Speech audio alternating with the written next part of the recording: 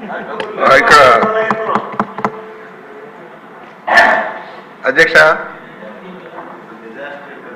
ఈ నెల 19 ప్రాంతాల్లో వచ్చిన అధిక వర్షాల వల్ల గోదావరి జిల్లాలో తీవ్రంగా నష్టపోయారు రైతాంగం. ముఖ్యంగా నాట్లన్నీ వేసిన ప్రాంతంలో మొత్తం మునకేసి మొత్తం మునిగిపోయింది. గత ప్రభుత్వ నిర్వాహకం వల్ల ప్రకృతి విపత్తుల నిధి కూడా పక్కదారి పెట్టిపోయింది అధ్యక్ష. కనీసం అగ్ని ప్రమాదాలు జరిగినా, వరదలు వచ్చినా వారికి సహాయం చేసే కార్యక్రమాలు లేకుండా పోయినాయి. ఆ నిధులని పక్కదారి పెట్టిపోయినాయి. మాకు సంబంధించి నా నియోజకవర్గంలో కడియం ఆవు ఉంది. దయచేసి ఇరిగేషన్ శాఖ మంత్రులు వింటారని ఆలోచిస్తా ఉన్నాను. మేము తినొచ్చాం కనుక మీరు తినలేదు కనుక. అక్కడ కడియం ఆవా ఉంది సార్. కడియం ఆవులో మొత్తం ప్రతి సంవత్సరం కూడా వర్షాకాలంలో ఎప్పుడైతే ఈస్టర్న్ కెనాల్ పైకి రావడంతో ఆ నీళ్ళన్నీ కూడా ఆగిపోవడంలో వర్షాలకి ఒక పంటను సర్వనాశనం అవుతుంది. డ్రైనేజ్ వ్యవస్థ జరగలేదు సార్. నిన్న కూడా దాదాపుగా కడియం మండలంలో 2890 ఎకరాలు ఊడిస్తే దాంట్లో 2443 ఎకరాలు మునిగేసింది సార్. మొత్తం కూడా ప్రాంతం.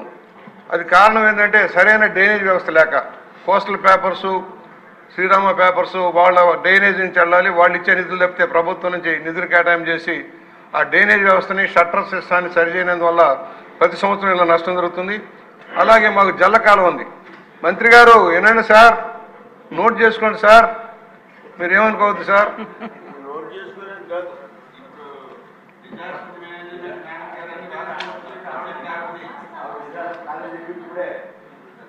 ఎందుకంటే ఈ ప్రకృతి విపత్తులో మీ పాత్ర కూడా ఉంటుంది కనుక మేము రాసుకోమని అడుగుతున్నాం. జల్లకాలం ఉంది సార్, మా నియోజకవర్గంలో జల్లకాలం ఉంది. అది రూరల్ మండలంలోకి వస్తుంది. ఆ జల్లకాలం 10 సంవత్సరం షట్టర్లు బాగు చేయాల. గత 6 నెలలుగా ఇరిగేషన్ అధికారిని ఎంత బతినా నా షట్టర్లు బాగు చేయాల. ఇప్పుడు గోదావరి వరద వచ్చిన తర్వాత ఆ అవుట్ వాల్ స్విచ్ పనిచేయనందువల్ల ఆ ప్రాంతం అంతా మునిగిపోతుంది. అక్కడ ఒక 2000 ఎకరాలు మునిగిపోయింది. ముఖ్యంగా ఇప్పుడు నారాయణ గారు ఇక్కడే ఉన్నారు, మంత్రి గారు. మాకు సుబ్బిపల్లి వెంకిచావు చాలు. సుబ్బిపల్లి వెంకిచావుకు వచ్చినట్టుగా గోదావరి వరద వచ్చినప్పుడు రాజమండ్రిలో ముంపు ప్రాంతాలు పెరిగిపోతున్నాయి. ఏదైతే డ్రైనేజ్ తమరు కూడా చూశారు గతంలో, ఏదైతే డ్రైనేజ్ నది పై భాగంలో వెళ్తుంది, నగరం కింద భాగంలో ఉండటంలో వర్షాలు కురిసినప్పుడు వరద ఫస్ట్ వార్నింగ్ ఇచ్చిన దగ్గర నుంచి కూడా నీరు గోదావరిలోకి వెళ్ళదు సార్.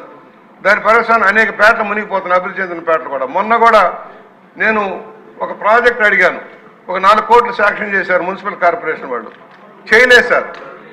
ఎందుకంటే పంపులు తోడిపోయాలి.